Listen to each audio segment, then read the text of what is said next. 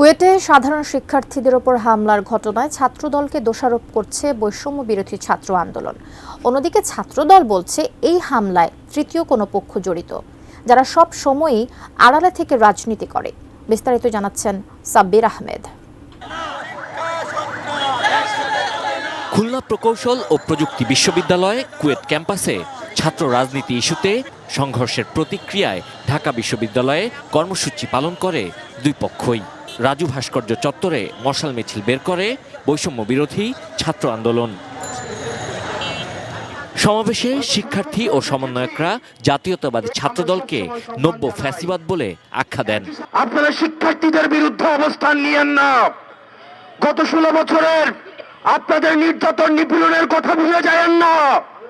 আপনারা যদি মনে করে থাকেন এই চাপাতির রাজনীতি, এই লজিস্টিকের রাজনীতি, এই ছাত্রলীগের রাজনীতি আবার আপনারা ক্যাম্পাসে আপনারা রিস্টোর করবেন, তাহলে ছাত্রলীগ গেছে যে পথে আপনারাও যাবেন সে পথে।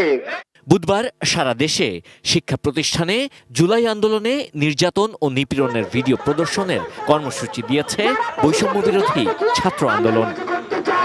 অ্যান্টিব্যাকটেরিয়াল অ্যাডিটিভ যুক্ত সেরা ওয়াটার ট্যাঙ্ক বিশুদ্ধ পানিতে ব্যাকটেরিয়া জন্মাতে দেয় না। অন্যদিকে কুয়েটের ঘটনার নিন্দা জানিয়ে ঢাকা বিশ্ববিদ্যালয়ে বিক্ষোভ মিছিল করে ছাত্রদলও। একটি সংগঠন, গুপ্ত সংগঠন, ক্যাম্পাসে ছাত্র রাজনীতি চাই না বলে একটি বিক্ষোভ মিছিলের আয়োজন করেছিল। সেই মিছিলের পাশ দিয়ে বিগত 2 দিন আগে আমাদের যে ছাত্র ভাইয়েরা বাংলাদেশ জাতীয়তাবাদের আদর্শে উদ্বুদ্ধ হয়ে, বাংলাদেশের জাতীয়তাবাদের আদর্শে অনুপ্রাণিত হয়ে ফর্ম পূরণ করেছিল, তাদের এক প্রকার বিনা উস্কানিতে হামলা করেছে। কোনো ষড়যন্ত্রে পা না দিয়ে সাবধানতার সাথে পরিস্থিতি মোকাবেলার আহ্বান জানিয়েছে ছাত্রদল। Sabbir Ahmed, ATN news, Dhaka.